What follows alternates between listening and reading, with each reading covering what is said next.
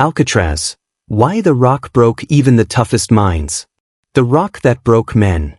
Imagine being locked inside a fortress where escape isn't just impossible, it's a psychological illusion. Where the walls don't simply confine your body, they rearrange your mind. On Alcatraz Island, America didn't just build a prison. It built a machine designed to break the toughest criminals without ever laying a hand on them. Hardened bank robbers, gang leaders, mob enforcers, men who stared down guns without flinching, collapsed here under the weight of something far more dangerous than violence. Silence. Stillness. Isolation surrounded by endless, mocking water. Some inmates begged for transfer. Others lost their sense of time. A few lost their sense of self. And at least one prisoner said, "The rock didn't kill you. It made you kill pieces of yourself." This is the story of how a prison with no torture devices, no chains, and no whips still became the most psychologically destructive institution in American history. Welcome to Alcatraz, the rock that even the toughest minds couldn't survive. This documentary contains descriptions of prison conditions and violence for educational purposes based on verified sources. Viewer discretion is advised. For more deep research of prison documentary like this, don't forget to like, comment, and subscribe. The island built to break you. Alcatraz didn't start as a prison. It started as a warning. A bare, windswept island sitting in the cold jaws of San Francisco Bay. A place where the water is so frigid it steals breath in seconds. And the currents are so violent they can drag a grown man under like a rag doll. When the Federal Bureau of Prisons took over in 1934, their mission was simple. Create a facility so psychologically crushing that no inmate would even dream of misbehaving again. Not through beatings. Not through torture. But through environmental warfare. Every design choice, from the echoing steel hallways to the slit-like cell windows, was built with one purpose. To remind inmates that freedom was visible but unreachable. You could stand in your cell and see the lights of San Francisco twinkling just across the water. You could hear faint laughter from people dining along the waterfront. You could smell the ocean air that ordinary citizens breathed freely. And yet, you couldn't touch any of it. For men who once thought they ruled the streets, this wasn't punishment. It was psychological erosion, constant, unending, and expertly crafted. In this documentary, we'll break down the layers of the rock's mental warfare. The isolation units where sound disappeared, the infamous D-block where time stretched into oblivion, the island effect that slowly rewired the human brain, and the inmates whose stories reveal just how deeply the place could burrow into a man's mind. And by the end, you'll understand a chilling truth. Alcatraz didn't need walls to break you. It needed your own thoughts. Inside Alcatraz prison, before the rock earned its legend, every inmate arrived with the same ritual. A silent boat ride across the bay, watched by guards who never spoke, leading to a fortress that felt less like a prison and more like a psychological experiment. Inside, Alcatraz wasn't built to hurt you. It was built to strip you down. Cells measured barely 5 feet by 9. Just enough space for a steel bed, a sink, a toilet, and the growing echo of your own thoughts. The walls sweated cold moisture. The metal bars hummed when the wind cut across the island. And the lighting was engineered so that nights never felt fully dark, and days never felt fully alive. But the true shock came from something far subtler. The elimination of choice. On the rock, every sound, every movement, every hour was controlled. You didn't decide when to wake. The siren did. You didn't decide when to eat. The bell did. You didn't even decide when to speak. The rulebook did. Silence wasn't encouraged. It was weaponized. For new arrivals, the first week often triggered the same reaction. Not fear of other inmates, not fear of guards, but fear of how quickly the place began to seep into their minds. One former prisoner later wrote, "You didn't adapt to Alcatraz. Alcatraz adapted you." Daily life was a loop, predictable, suffocating, and intentionally repetitive. A routine so rigid it began erasing individuality, turning hardened criminals into silent, slow-moving ghosts who existed, but no longer truly lived. And every step, from the mess hall to the yard, was overseen by a system designed for one purpose: keep the body contained while letting the mind unravel on its own. Alcatraz wasn't merely a prison. It was a pressure chamber, and the cracks always started from the inside. The Rock's most notorious inmates. Alcatraz wasn't meant for ordinary criminals. It was the final stop for men whose defiance, violence, or influence made them uncontrollable anywhere else. Here, the government gathered the most feared figures of their era, not to punish their crimes, but to break the power they held over others. The most infamous arrival was Al Capone, a man who once ran Chicago with a smile, a suit, and an army. In other prisons, Capone bought favors with charm and cash. But on the Rock, money was worthless. Reputation meant nothing. He became just AZ-85, trapped in a routine that carved away every shred of control he once enjoyed.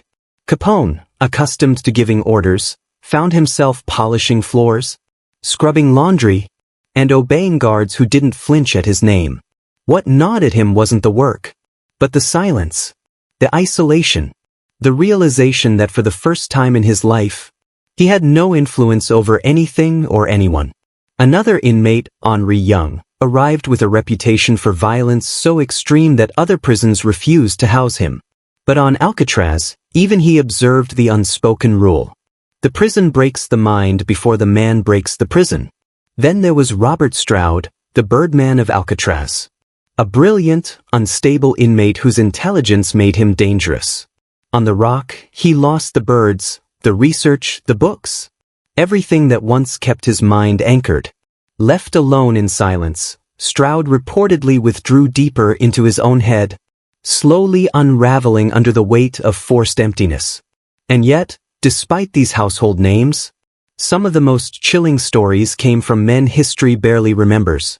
Safecrackers, bank robbers, repeat escape artists. Inmates who walked into the cell block with swagger. And within months, moved like shadows. They weren't beaten. They weren't tortured. But their spirit dimmed in a way that every guard recognized. As one officer wrote in his report, Alcatraz didn't break bodies.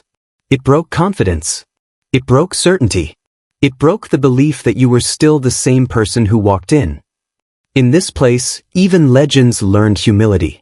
And the men who once terrified cities found themselves frightened by something far more intimate: the quiet erosion of their own identity.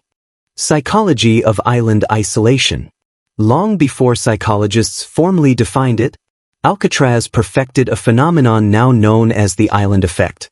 A slow, creeping distortion of the mind, caused not by violence, but by geography. Isolation on land is one thing. Isolation surrounded by freezing, hostile water is something entirely different. From their cells, inmates could hear foghorns groaning in the distance, waves crashing against rock, and the wind slicing across the island like a warning. These sounds didn't soothe them. They reminded them, every hour, that the world was close enough to sense, but too far to reach. Psychologists later described this as a dual reality. Freedom visible but unattainable. A mental trap where the brain is forced to confront the same contradiction, day after day, until the contradiction itself becomes a source of suffering. Some inmates reported dreaming of water swallowing the island whole. Others heard phantom voices carried across the bay. For many, sleep fractured into short, restless bursts, haunted by the monotony of confinement. But the real damage came from the absence of stimulation. No colors, no variety, no open landscapes. Only concrete, metal, water, and the same rigid routine repeating until memory itself felt washed out. A former inmate said, "You start to forget how to imagine things. Your world shrinks to the size of what you can see inside that cell." This shrinkage wasn't accidental. It was engineered. The federal government understood that a prison on an isolated island had a unique psychological power, one that made escape unthinkable, rebellion costly, and resistance emotionally exhausting. Over time, prisoners developed what guards called the Alcatraz stare. A blank, unfocused gaze, like looking at someone awake but not entirely present. It was the look of a mind retreating inward, searching for space, because the world outside the skull had grown too small. On the rock, inmates didn't fear each other. They feared the slow erosion of thought, the feeling that the island wasn't just around them. It was inside them, tightening its grip one silent day at a time. Sensory deprivation tactics.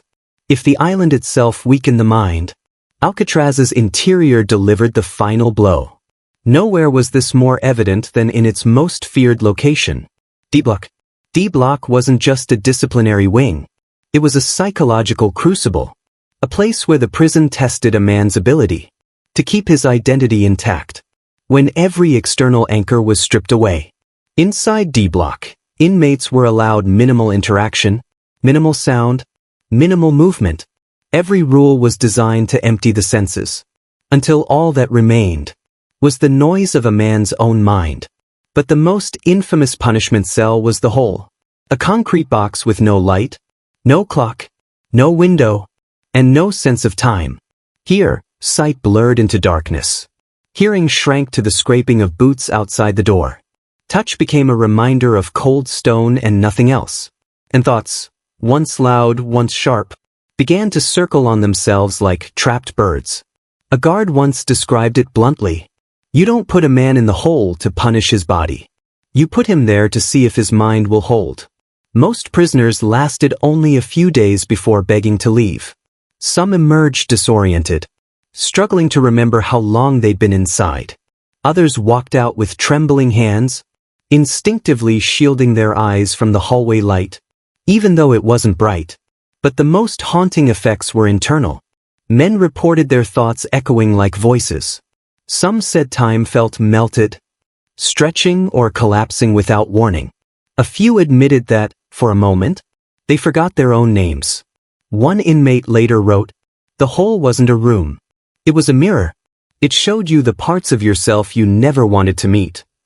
Even outside D Block, the broader prison environment used more subtle sensory manipulation. Monotone colors, identical routines, repetitive noise patterns, the absence of natural light, the faint but constant sound of wind and water beyond the walls. The design was simple but devastating. Limit the world the inmate senses, and you limit the world the inmate can imagine. By the time a man completed his sentence in D Block, he wasn't walking out healed or disciplined. He was walking out changed, shaken by the quiet realization that the greatest threat inside Alcatraz was not the guards, not the inmates, not even the isolation, but the silence that slowly turned the mind against itself. Famous escape attempts. For all its psychological precision, Alcatraz still couldn't extinguish the human instinct to escape.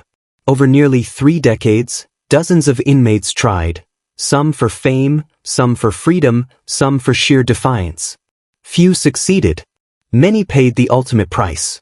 And every attempt reinforced why the Rock earned its reputation. The most legendary is the 1962 escape by Frank Morris and the Anglin brothers. Months of careful planning went into their operation. They carved a tunnel through the walls with improvised tools, created lifelike papier-mâché heads to fool the guards during nightly counts, and used raincoats stitched together as a makeshift raft. On the night of their escape, they vanished into the waters of the San Francisco Bay. Officially, they were never found, but the legend persists. Men who could outwit the system physically still risked being destroyed mentally by the island's isolation. Then there was the Battle of Alcatraz in 1946, a violent rebellion that left guards and inmates dead. The escape attempt failed not because the prisoners lacked courage, but because the fortress's design and the psychological pressure it exerted stripped even the most determined men of coordination and patience. Smaller attempts, too, reveal the same pattern. Even when physically capable, inmates often faltered, because months or years of sensory deprivation, isolation, and routine had weakened decision-making, eroded confidence, and instilled a pervasive fear of failure. Alcatraz didn't need armed guards to control men. It had time, silence, and space. And in that environment, escape wasn't just about surviving the water or bypassing locks. It was about surviving your own mind long enough to act. As a former warden reflected, the men who made it out alive weren't the strongest or the smartest. They were the ones whose minds refused to bend. But most broke long before the water did. Every failed escape only reinforced the legend. Alcatraz didn't just imprison bodies. It tested the limits of human endurance, psychology, and willpower. Why Alcatraz closed? Despite its fearsome reputation, Alcatraz was never meant to last forever. By the late 1950s, the very tactics that made it legendary also made it untenable.